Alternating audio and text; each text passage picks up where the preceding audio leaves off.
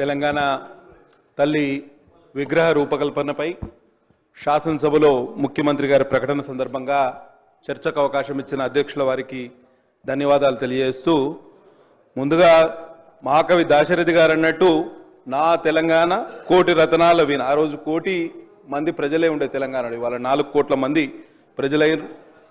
కానీ కొన్ని సమస్యలు ఉన్నాయి.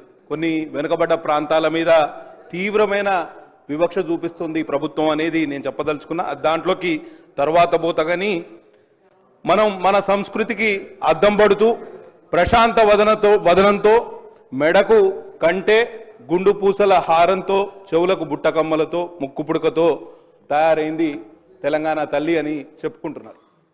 నేనేమంటున్నా అంటే, మీరు హామీలు ఇచ్చారు, చాలా హామీలు ఇచ్చారు.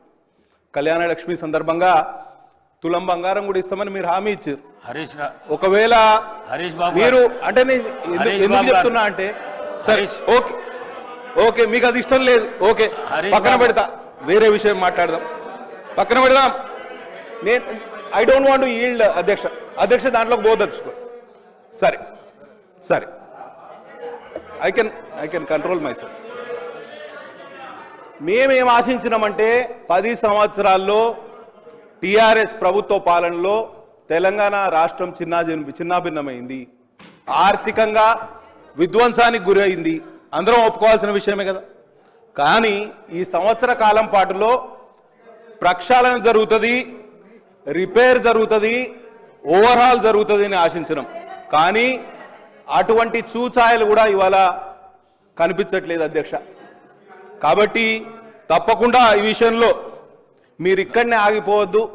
కనీసం మీరిచ్చిన హామీలకు కట్టుబడి ప్రక్షాళన దిశగా మీరు ముందుకు పోవాలని నిండు మనసుతో కోరుకుంటూ, ఇంకొక విషయం అధ్యక్ష, ఇవాళ సోనియా గాంధీ గారి జన్మదినం డిసెంబర్ 9 నాడు తెలంగాణ తల్లి అవతరణ దినోత్సవం అని చేస్తున్నామని అన్నారు.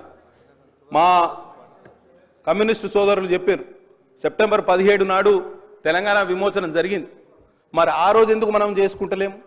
ఎందుకు కొన్ని శక్తులు మిమ్మల్ని అడ్డుకుంటున్నాయా ఏంటిది అనేది మీరు ఆలోచన చేయాలి.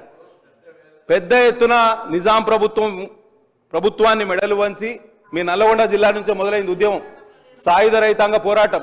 కాబట్టి వారికి సంఘీభావంగా సెప్టెంబర్ 17ను తెలంగాణ విమోచన దినంగా జరపాల్సిందిగా, అధికారికంగా జరపాల్సిందిగా ప్రభుత్వం వారికి విజ్ఞప్తి చేస్తూ, నేను చెప్పేది ఒక్కటే నిమిషంలో ముగిస్తా అధ్యక్ష.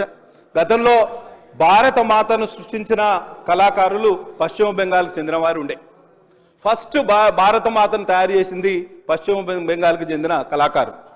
ఆ రోజు భారత మాతకు కిరీటం లేకుండే, భారత మాతకు కంటె లేకుండే, గొలుసులు లేకుండే. ఆమె చేతిలో ఒక జపమాల ఉండే, ఇంకో చేయిలో కలశం ఉండే. తర్వాత నెహ్రూ గారి ఆధ్వర్యంలో, తర్వాత పెద్ద ఎత్తున కాంగ్రెస్ పార్టీ యొక్క ఈ ప్లీనరీ సమావేశాల్లో కొత్త భారతమాత, కొత్త విగ్రహానికి వారు రూపకల్పన చేశారు. ఆ విగ్రహానికి కిరీటం ఉన్నది, తర్వాత హారాలు ఉన్నాయి, కంఠహారాలు ఉన్నాయి, ఒక త్రివర్ణ జెండా కూడా చేతిలో ఉండే. కాబట్టి ఆ విధంగా నడిచింది. అప్పుడేమో ఆ విధంగా ఆలోచన చేస్తే ఇప్పుడేమో మనం ఉల్టా ఆలోచన చేస్తాను. తెలంగాణ ఇవాళ టీఎస్ నుంచి టీజీకి మార్చిండ్రు అధ్యక్ష. ఇవాళ టీజీకి మార్చిండ్రు, తెలంగాణ విగ్రహాన్ని మారుస్తున్నారు. కేవలం విగ్రహాలు మార్చడం వలన, లేకపోతే పేర్లు మార్చడం వలన మనం ముందుకు పోతానం అనుకుంటే మనం తప్పు చేసిన వాళ్ళం అధ్యక్ష. కాబట్టి తప్పకుండా మీరు నిజంగా ప్రక్షాళన చేయాలనుకుంటే 4 కోట్ల తెలంగాణ ప్రజల బతుకులు బాగుపరిచే ఏర్పాటు చేయండి. కాబట్టి విగ్రహం అనేది గతంలో లేదు, అధికారికంగా మార్చడమే తప్పుడు ప్రచారం చేయొద్దని గౌరవ సభ్యులు కోరుతాను. నూతనంగా తెలంగాణ ప్రభుత్వం పక్షాన అధికారికంగా శాసనసభ ద్వారా తెలంగాణ సచివాలయంలో పెడుతున్నటువంటి విగ్రహం ఇది. మార్చడం అవును, ఆనాడు తెలంగాణ ఉద్యమంలో మీరు మాట్లాడేటప్పుడు ఎట్లా మాట్లాడాలంటే, టీజీ అని ఉంటే గుండెలల్లా టీఎస్ అని రాసుకుని తప్పు, మీరు మార్చడం సక్రమంగా ఆమోదింపి ప్రశంసించారు, అది తీసుకొని మళ్ళీ మార్చడం అంటారు. గీతం లేకుండే, విగ్రహం లేకుండే తెలంగాణ ప్రజల ఆకాంక్ష టీఏసీ మార్చుకున్నారు. దాన్ని ఇప్పుడు మళ్ళీ మీరు ఏం మాట్లాడుతున్నారో మరి అంతే జనరల్గా ఇద్దరు ఒక్కటే ఐడియా ఉందా? ఇప్పుడైనా కనీసం వాస్తవికంగా మాట్లాడే ప్రయత్నం చేయండి.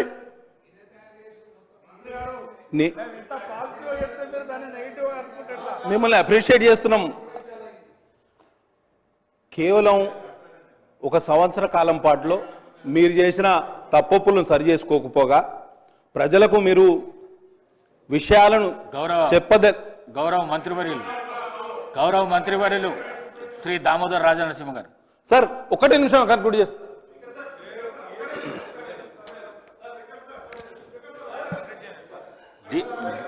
డీవియేషన్ కాకుండా ముఖ్యమంత్రి ప్రకటనపై క్లారిఫికేషన్ చెప్పండి. డీవియేషన్ అన్నారు, నేను ఒప్పుకున్నా, నేను ఒప్పుకున్నా, డీవియేషన్ కాలేదు. నేను గ్రౌండ్ రియాలిటీ నుంచి 2 విషయాలు చెప్పదలుచుకున్నా. 4 కోట్ల తెలంగాణ ప్రజలు ఇవాళ సంవత్సర కాలం కాంగ్రెస్ ప్రభుత్వం ఏర్పాటైనాక తీవ్ర నిరాశ నిస్పృహల్లో ఉన్నారు అధ్యక్ష. చాలా ఇబ్బందుల్లో ఉన్నారు. వారిని ఆదుకునే ప్రయత్నం మనం తప్పకుండా చేయాలి. సరే, తెలంగాణ తల్లి ఆవిష్కరణకు మమ్మల్ని పిలిచిండ్రు. తెలంగాణ తల్లి రూపకల్పనలో కూడా ఉత్తమ్ కుమార్ రెడ్డి గారు ఇదే సభలో ఉన్నారు. వారు ప్యాడీ ప్రొక్యూర్మెంట్ పాలసీ తీసుకురాచే ప్రయత్నంలో మమ్మల్ని అందరినీ పిలిచారు. అఖిల పక్షానికి పిలిచిండ్రు, ఉత్తర ప్రత్యుత్తరాలు నడిపినారు. వారి కార్యాలయం నుంచి మాకు చాలా ఫోన్లు కూడా వచ్చినాయి. అదే ఒరవడిలో ఇవాళ మాకు కొంత సమాచారం ఇచ్చి మా సూచనలు సలహాలు కూడా తీసుకుంటే అఖిల పక్షాన్ని ఏర్పాటు చేస్తే ఈ విషయంలో మేము కూడా చొరవ తీసుకునేవాళ్ళం.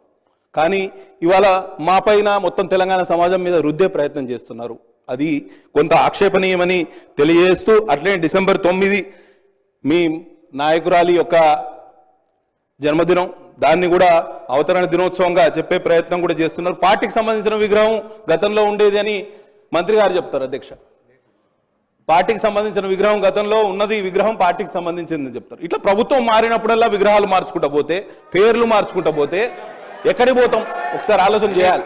కాబట్టి ప్రజాధనం మినిస్టర్ గారు, మా సోదరులు బీజేపీకి సంబంధించిన గౌరవ శాసనసభ్యులు ఓ ప్రొడక్టివ్గా కన్స్ట్రక్టివ్గా సలహాలు ఇచ్చే మిత్రులు అతను 2-3 విషయాలు మాట్లాడతారని అనుకున్నాను. ఈరోజు ప్రత్యేకంగా మా సహచరులు చెప్పినారు, పన్నం ప్రభాకర్ గారు, అసలు విగ్రహ రూపకల్పన ప్రభుత్వ పరంగా ఎప్పుడూ చేయలేదు. మొట్టమొదటిసారి 10 సంవత్సరాల తర్వాత రూపకల్పన జరుగుతూ ఉంది. దాంట్లో ముఖ్యమంత్రి గారు స్టేట్మెంట్ ఇవ్వటం జరిగింది. స్టేట్మెంట్కు సంబంధించి ప్రస్తావన ప్రత్యేకంగా ఒక ప్రధానమైన అంశం కనుక మీరు అవకాశం ఇచ్చారు అధ్యక్ష.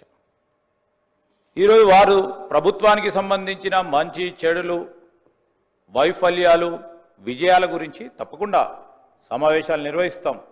మీరు చెప్పే ప్రతి మాటకి 10 మాటలు చెప్తాం, వెనుకకు పోయేది లేదు. ఈరోజు కూడా మేము చెప్తా ఉన్నాం, ఈరోజు రాజకీయాలకు అతీతంగా బేషిజాలకు పోకుండా మేము ప్రధానంగా మెజారిటీ సంఖ్యలో మా గౌరవ శాసనసభ్యులు అందరూ ఉన్నారు ఇక్కడ. మెజారిటీకి సంబంధించి అంశం విషయం కూడా మాట్లాడుతున్నాం అధ్యక్ష. ప్రస్తావన విషయంలో మీరు కొన్ని అంశాలు చెప్తా ఉన్నప్పుడు స్వీకరించడానికి మేము ఇక్కడ కూర్చున్నప్పుడు ఇదే అదనగా అనేక అంశాలు మాట్లాడుతూ ఉన్నారు. చెప్పమనండి, ఆ రోజు సోనియా గాంధీ గారు లేకుంటే తెలంగాణ రాష్ట్రం వచ్చేదా? ఈరోజు ఇది కాదు, అందరు యావత్ తెలంగాణ ప్రజానికానికి సంబంధించి ఈరోజు చేస్తా ఉన్న సందర్భంలో నేను చెప్తా ఉన్నా, ఈరోజు కూడా మేము విమర్శలు చేయదలుచుకోలే. ఈరోజు దయచేసి ఈరోజు బేషిజాలకు పోకుండా మేము ఒక పాజిటివ్ ఎన్వైరన్మెంట్లో తెలంగాణ రాష్ట్ర ప్రజలకు సంబంధించిన విగ్రహ రూపకల్పనపై మేము సిపిఐకి సంబంధించిన గౌరవ సభ్యులు కానీ బీజేపీకి సంబంధించిన గౌరవ సభ్యులకు సంబంధించిన అంశం విషయంలో వారి ప్రస్తావన విన్నాం అధ్యక్ష. మా డాక్టర్ గారు, నేను మీ గురించి మాట్లాడతలేను, డాక్టర్ గారు చాలా సందర్భాల్లో కూడా ప్రస్తావన తీసుకొచ్చినప్పుడు మంచి సలహా ఇస్తాడు, సూచనలు చెప్తాడు. ఎందుకో డీవేట్ అయిండు, ఆ విధంగా డీవేట్ కాకుండా, ఎందుకంటే ఇది first time legislator. My request sir, ఈరోజు నేను ఈరోజు చెప్తా ఉన్నా ప్లీజ్ సార్, ఈరోజు ఒక్క నిమిషం, ఈరోజు మేము ప్రస్తావన చేస్తా ఉన్నాం అధ్యక్ష. రేపు మన కల్చర్కు సంబంధించి మన సంస్కృతికి సంబంధించి ప్రతిబింబించే ఒక అంశాన్ని తెలంగాణ యావత్ జాతికి సంబంధించిన అంశం చరిత్రలో నిలిచిపోయే ఈ అంశంపై వారు కూడా ప్రస్తావన చేయాలి. వారి ఆలోచనలు కూడా ఈ సభా రికార్డులో ఉండాలి. ఈ రాష్ట్ర ప్రజలందరూ కూడా వినాలి అనే ఉద్దేశంతోనే మీరు వెంకటరామరెడ్డి గారు పెద్ద హృదయంతో ఈరోజు అవకాశం ఇచ్చిండ్రు, కాదంటలేం. ఈరోజు మేమేం చెప్తా ఉన్నాం, బేషిజాలకు పోకుండి మీరు చెప్పే ప్రతి అంశంపై తప్పకుండా మేము ఈరోజు అభయం ఇస్తా ఉన్నాం. మేము ఇచ్చే అభయం ఇస్తా ఉన్నాము. మేము మీరు అడిగే ప్రతి ప్రశ్నకి ఈ సందర్భంలో కాదు ఈరోజు ఈ సందర్భంలో కాదు అధ్యక్ష, ఈరోజు ఈ సందర్భంలో కాదు, మేము వారు అడిగే ప్రతి ప్రశ్నకి జవాబుదారితనంగా మేము అధికార పక్షంలో ఉన్నాం. సభా సమావేశాలు జరుగుతూ ఉన్నాయి. వారు వేసే ప్రశ్నకు కానీ షార్ట్ నోటీస్ ద్వారా కానీ షార్ట్ డిస్కషన్ ద్వారా కానీ ఇతర రూపంలో వస్తే మా సహచర మంత్రివర్గ సోదరులతో పాటు మేము ఖచ్చితంగా కూడా సమాధానం చెప్పడం జరుగుతుంది. ఓపికతో ఉండండి అని కోరుతా ఉన్నాం. ఇంకా రాబోయే ఇప్పుడు సెషన్ నడుస్తూ ఉంది.